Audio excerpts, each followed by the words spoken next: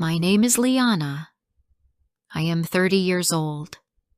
I live with my husband Mark and our son. Our son's name is Leo. He is 4 years old. We live in a small apartment in a quiet street. The apartment has 1 bedroom, 1 small living room, and 1 kitchen. It is not big, but it is our home. We do not have many things, but we take care of each other. My husband Mark worked at a construction company. He worked hard every day. He carried heavy boxes. He fixed walls. He worked in the hot sun and in the cold rain. He did not earn much money, but his job was stable. His salary helped us pay the rent, the bills, and food for the week. We did not have extra money for new clothes, or for trips, or for fun things, but we were a simple family. We wanted peace, not luxury. Mark always told me that he wanted to give me and our son a better life one day. He wanted a better job. He wanted more money. He wanted to feel proud as a father and husband. I always told him he was already a good man. I told him he was enough. But inside, I also wished for a little more comfort. I wished for a nice dress. I wished for a small cake for my son's birthday. I wished for a little freedom from worry. One evening, Mark came home with a big smile. His eyes were bright and full of hope. He sat beside me and held my hands. He said, "My boss told me I will get a promotion next month." My heart jumped with joy. For the first time in a long time, I felt light. I felt free. I felt happy. I imagined our life with a bigger income. I imagined a small celebration for Leo. I imagined buying a new dress for myself.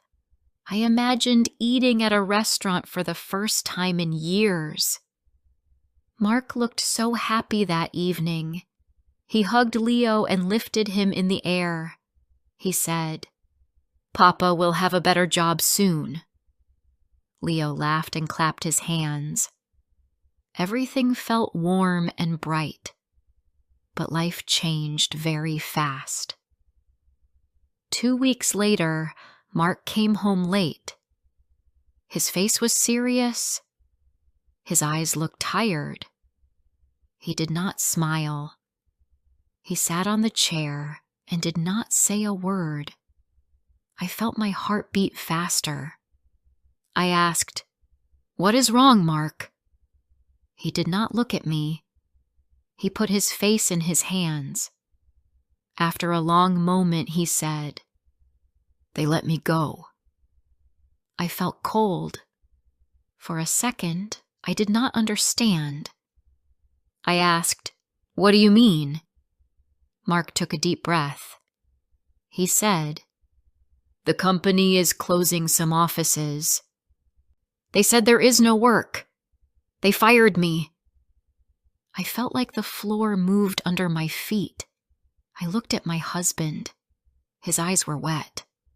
He tried not to cry, but I could see the pain inside him. I sat beside him and held his hand. I told him we would be fine. I told him he would find a new job. But inside, I was scared. Our life was already hard. Now it felt impossible. That night I could not sleep. I looked at the ceiling for hours. I thought about the rent. I thought about the bills. I thought about our son. I thought about the money we had saved. It was not much. Maybe it could help for 1 or 2 months. After that, I did not know what would happen. I tried to be quiet because I did not want Mark to feel worse. I knew he already felt like he had failed us. I did not want him to see my fear. The next morning, Mark woke up very early. He said he would start looking for work right away. He took his old laptop and sat at the table. He sent many CVs. He wrote emails. He checked job websites. He called companies and asked for openings. He left the house for interviews. He walked from place to place under the hot sun. He came home tired every evening. When I asked, "Did you get the job?" he always said, "No, not yet." Each day, he looked more worried. His shoulders became heavy. His eyes became dark. His voice became quiet. Weeks passed. The savings became smaller. I cooked cheaper food. Sometimes we ate the same meal for 2 days. I cut old clothes to fix new ones for Leo. His shoes broke, so I fixed them with glue. I did not buy anything for myself. I did not buy snacks. I did not buy makeup. I did not even buy a new spoon when one broke. I tried to save every small coin. One day, I took off my ring and looked at it. It was not expensive, but it was important to me. When I bought it, it felt like a promise. But now, we needed money more than a ring. I sold it to pay for the rent and the bills. I cried after selling it, but I told myself it was for my family. One afternoon, my friend Sarah came to visit. She saw me cooking. She tasted the food and said, "Liana, this is very good. Why don't you try selling your food online?" I looked at her with surprise. I had never thought about selling food. I always cooked for my family. I never imagined cooking for other people. Sarah told me she had seen other women selling homemade meals online. She said it could bring a little money. That night, I told Mark about the idea. He looked upset. He said, "You do not need to work. You already do too much. I will find a job soon. Do not worry about money." I could see that he felt sad. Maybe he felt like he had failed. I touched his arm gently and said, "It is just until you find a job. It will help us a little." After a moment, he agreed. I took pictures of my food and posted them online.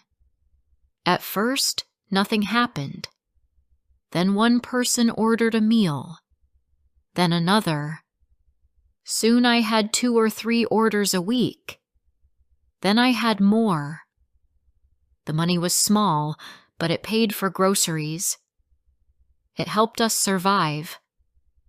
But it also made my days very long. I cleaned the house. I washed dishes.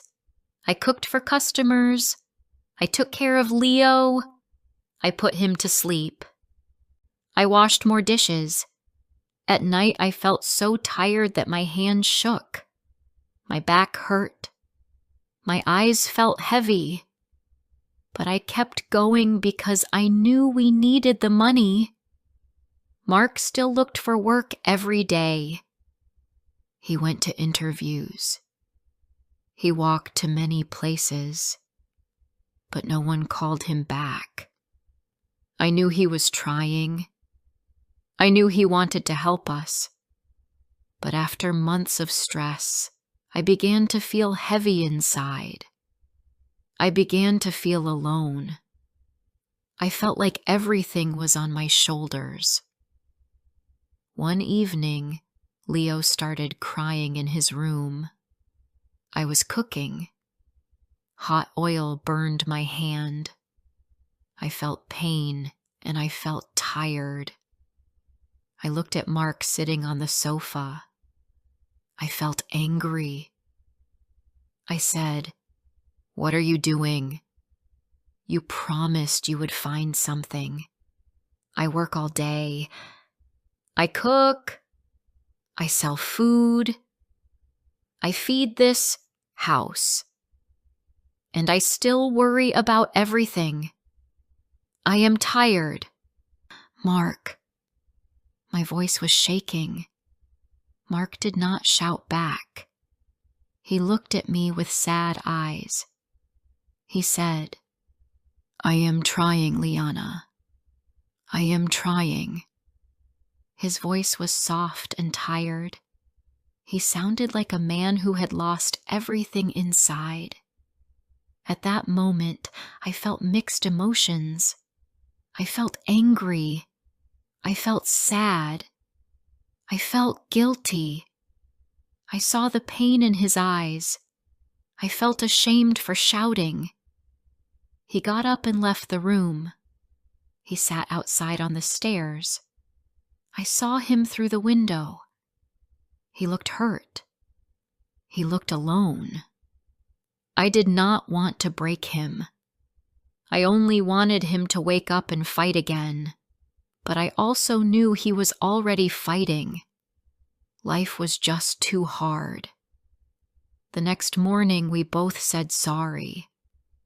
I said, "I am sorry for shouting. I was scared." Mark said, "You were right, Liana. I should do more." That day, something changed inside him. He stopped waiting for the perfect job. He applied to small companies. He asked for any work. He went to a restaurant and asked if they needed a cleaner. He applied for a taxi job. He called many people. Still, no one hired him. But he did not stop. He tried every day. Before I continue rest of the story, please like, subscribe, share, and tell me where you are listening from. Your support means a lot to me. Now let's continue. Days passed and Mark kept looking for work. He left early in the morning and came home late. Sometimes he walked for hours. Sometimes he took a bus and waited in long lines for interviews. He always came home with a tired face. When he entered the house, I looked at him and tried to read his eyes. I wanted to see hope, but many days I saw only worry. I always asked the same question. I asked, "Did you get the job?" He always gave the same answer. He said, "Not yet." His voice was weak. His shoulders were low. I could see that each no hurt him more than the last. The savings continued to fall. Every week we paid the rent. Every week we paid for food. Every week the number in our bank account became smaller. I counted money many times a day. I counted coins. I counted notes. I counted every little thing. I tried to plan the whole month. I tried to see how long we could survive. Sometimes I sat in the kitchen with my head on the table and closed my eyes. I felt tired all the time, but I had to stay strong. I had to be calm for my son. I had to support Mark. I had to keep the house going. My food business helped, but it was small. Some days I got many orders. Some days I got none. I woke up early to prepare breakfast for my son. Then I cleaned the house. Then I cooked for customers. I packed the meals and sent them out. When a customer liked the food, they ordered again. When a customer did not like it, they did not come back. I did my best to make good food. I wanted every meal to be tasty and clean, but I also felt tired. I did not have time to rest. I did not have time to think about myself. I did not have time to breathe. One afternoon, I stood in the kitchen and looked at my hands. They were dry from washing dishes. They were red from hot pans. They looked older than my age. I felt sad. I felt like I was losing a part of myself. But I told myself that this was for my family. I told myself that it would not be forever. I told myself that Mark would find work soon. That thought helped me stay strong. Mark tried many different jobs. One day, he went to a small workshop. They needed a helper. But when he told them he had worked in construction, they said he was too experienced. Another day, he went to a shop to ask about cleaning work. They told him they wanted a woman for the job. Another day, he went to a hotel to ask about night shifts. They told him they already had enough workers.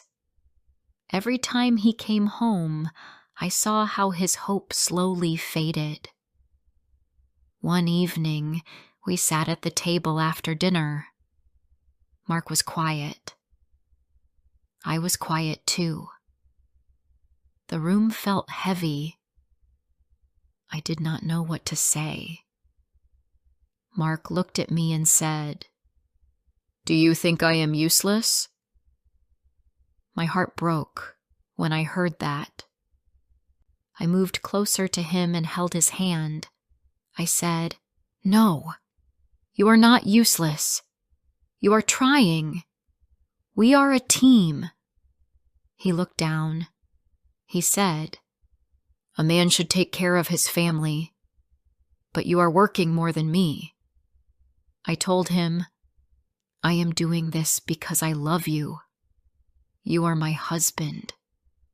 We are fighting this together." He nodded softly, but I knew he still felt bad. I could see it in his eyes. 2 months passed. The stress grew in our home. Our son Leo was still young, so he did not understand what was happening. But sometimes he looked at us with confused eyes. He saw us tired. He saw us quiet.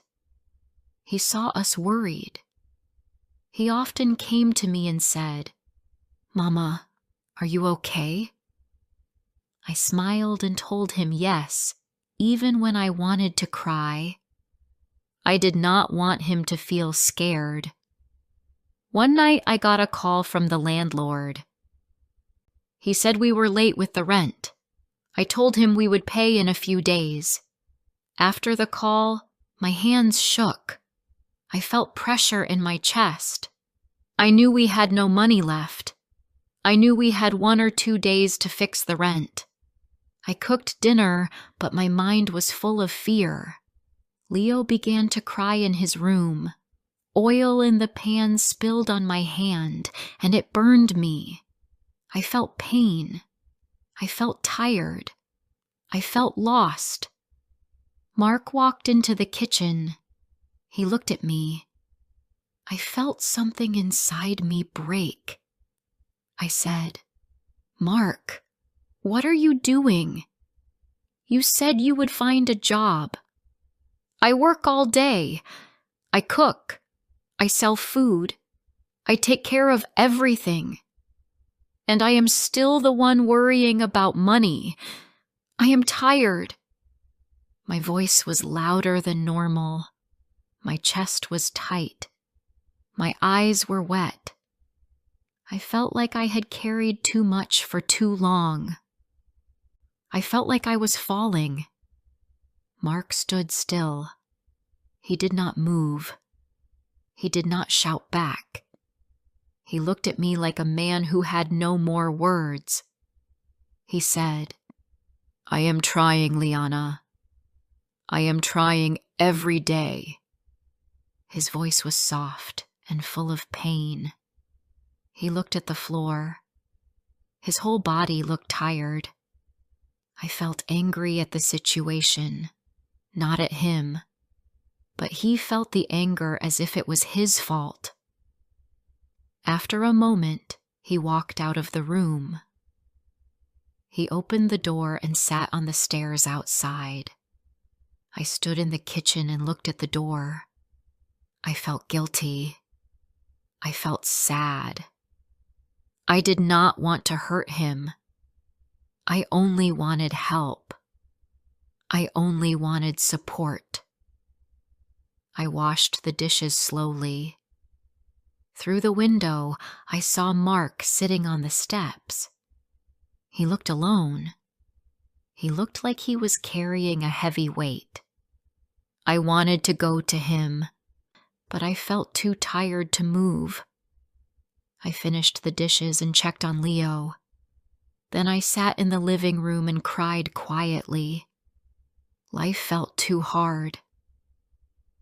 The next morning, Mark came to me and said he was sorry. I told him I was sorry too. I told him I was scared.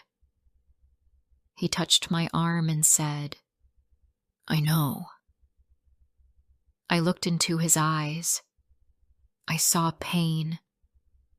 I saw fear. But I also saw love. He said, "You were right yesterday. I should do more. I cannot wait for the perfect job now. I will take any job I can find." Something inside him changed that day. I saw it. He looked more serious. He looked ready to fight again. Mark started looking for every kind of job. He did not care if the job was small. He went to a restaurant and asked if they needed a cleaner. They took his number but did not call. He went to a shop and asked if he could help. They told him they would think about it. He went to a taxi company. They asked him to fill a form. He tried everything. Every morning he woke up early. He washed his face. He dressed quickly. He left the house with hope. And every night he came home tired, but he still tried the next day. I saw him changing. He was not the same man who sat silently on the sofa months ago. Now he stood with more strength. Even if life said no, he kept going. He gave me a small smile every night. I gave him a small smile back. Slowly, the fear inside me became smaller. It did not disappear, but it became lighter. I felt like we were fighting together again. One night, he came home with a small bag of fruit. He said he used the last money in his pocket because he wanted Leo to have something sweet. Leo laughed with joy. I looked at Mark and felt warm inside. Even in hard times, he wanted to make our son happy. Even without a job, he still tried to give something. I felt love for him. I felt respect. I felt hope. But life was still hard. The next month was the same. Mark tried. I worked. We both waited for one small change. We both waited for one good day. We both waited for one yes. Every night, I prayed for something good to happen. One morning, Mark woke up early. He looked tired but ready. He said he had one more interview. He said it was at a small factory outside the city. He did not look excited. He looked scared. He said, "What if they say no again?" I touched his hand and said, "Go. Mark, try one more time." He took a deep breath, wore his old coat, and left the house. I waited at home. I cleaned the kitchen, but my hands felt weak. I checked my phone many times. I looked at the door again and again. I prayed for good news. I wanted one good moment for our family. After 3 long hours, Mark came home. His face looked empty. My heart fell. I thought he did not get the job. I walked to him slowly. Then he looked at me and smiled. It was a small smile, but it was full of hope. He said, "They gave me the job. I start next week." Tears filled my eyes. I felt light for the first time in months. The job did not pay much, but it was honest work. It meant we could breathe again. I hugged him and said, "We will make it work." Mark held me close and said, "Thank you for not giving up on me." Life did not become perfect. We still counted money. We still checked prices. I still cooked for customers, and Mark still learned new tasks at the factory. But now the weight was shared. We talked more. We smiled more. We felt like a team again. Our small home felt warm once more. Hard days taught us something important. We learned that love and support can keep a family strong, even in dark times. Thank you for listening to this story. If you enjoyed this story, please like the video and subscribe to English Medium Stories. Stay with us for more classic stories in easy English.